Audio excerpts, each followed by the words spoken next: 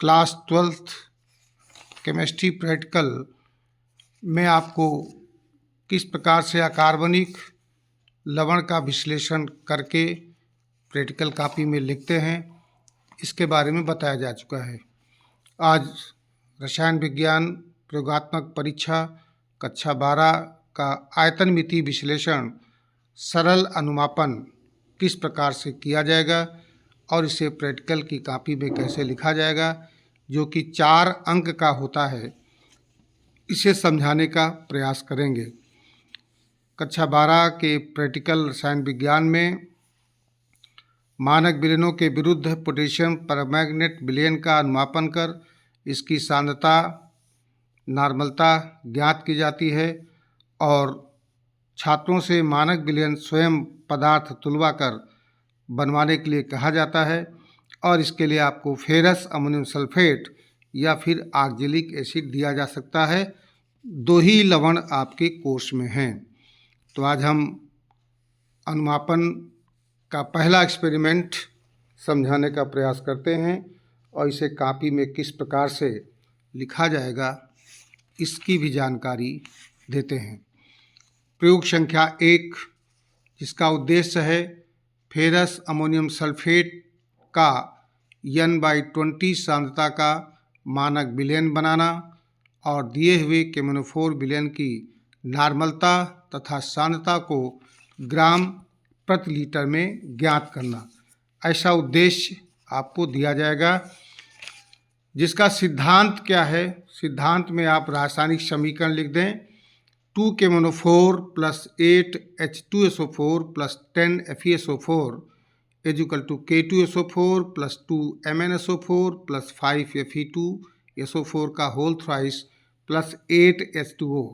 Ferrous लवण के मानक विलयन के साथ अनुमापन कराकर केमोनोफोर के विलयन की सांद्रता तथा केमोनोफोर के विलयन की नॉर्मलता ज्ञात करके फेरस लवण के दिए गए विलयन का अनुमापन कराकर इसकी सांद्रता को ज्ञात किया जा सकता है। इसके लिए सबसे पहले आवश्यक है कि फेरस अमोनियम सल्फेट का मानक विलयन कैसे बनाएं। मानक विलयन क्या होता है? ऐसा विलयन जिसकी सांद्रता ज्ञात हो मानक विलयन कहलाता है। क्योंकि आपको पता है कि फेरस अमोनियम सल्फेट का N/20 सांद्रता का विलयन बनाना है, अर्थात आपको मानक विलयन बनाने के लिए नॉर्मलता पता है।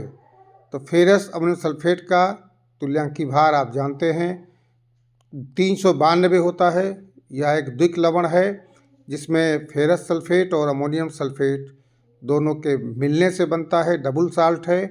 तो फेरस अमोनियम सल्फेट की कितनी मात्रा तौली जाएगी, इसके लिए फार्मूला है W = E/V/1000, जहाँ पर E है इक्विवेलेंट वेट अर्थात तुल्यांकी भार, N है नॉर्मलता और V है आयतन। फार्मूला E/V/1000 में इन वैल्यू को रखने पर क्या आंसर आएगा? 4.9 ग्राम, अर्थात तुल्यांकी भार E 392, नॉर्मलता 1/20 और आयतन 250 ml में विलयन बनाना होता है, इसलिए आयतन रखेंगे 250 ml।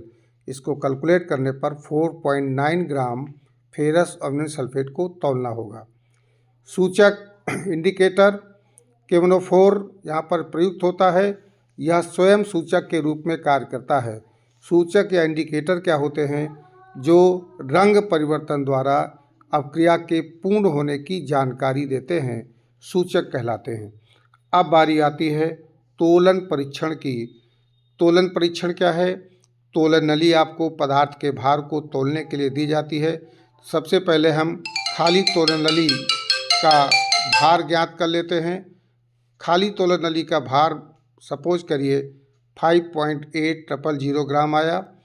तोलन नली और पदार्थ का भार आप जानते हैं, पदार्थ को 4.9 ग्राम तोलना था, तो 5.8 में 4.9 जोड़ दीजिए तो पदार्थ का भार आ जाएगा 10.7 ग्राम।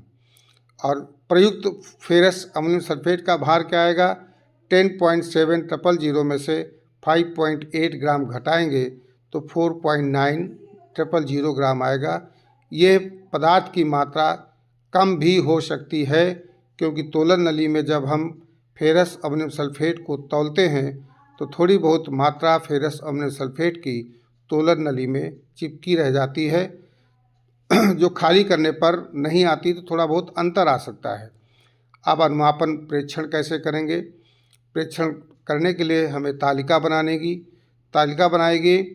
जाएगी। फेरस अमोनियम सल्फेट का KMnO4 विलयन के साथ अनुमापन, ये हेडिंग डालेंगे और कॉलम बनाएंगे। पहला कॉलम सीरियल नंबर का, दूसरा कॉलम अनुमापन मानक विलयन जो आपने फेरस अमोनियम सल्फेट का लिया है उसका आयतन मिलीलीटर में।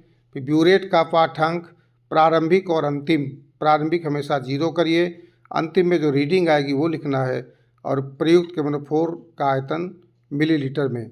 रसायन विज्ञान में जो रीडिंग मिलती हैं उनका एवरेज नहीं लिया जाता, बल्कि जैसे 4 रीडिंग ली गई हैं, 4 में से कोई 2 कॉमन हो तो वही जो है आयतन माना जाएगा।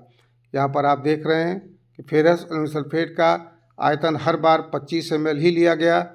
ब्यूरेट का प्रारंभिक पाठ्यांक 0.0 ml है, जबकि रिएक्शन अपक्रिया होने पर अंतिम पाठ्यांक 20 है, 22.1 है, 22.2 है, 22.4 है।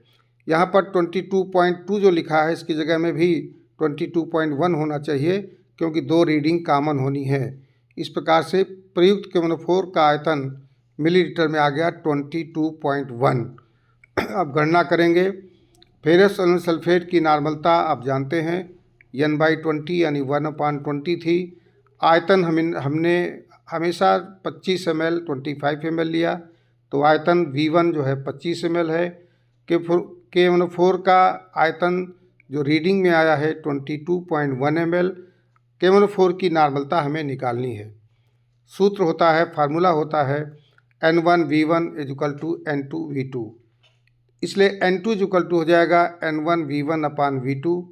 N2 वैल्यू रख देंगे 25/20 × 22.1 और इसको कैलकुलेट करेंगे तो आ जाएगा 0.0565।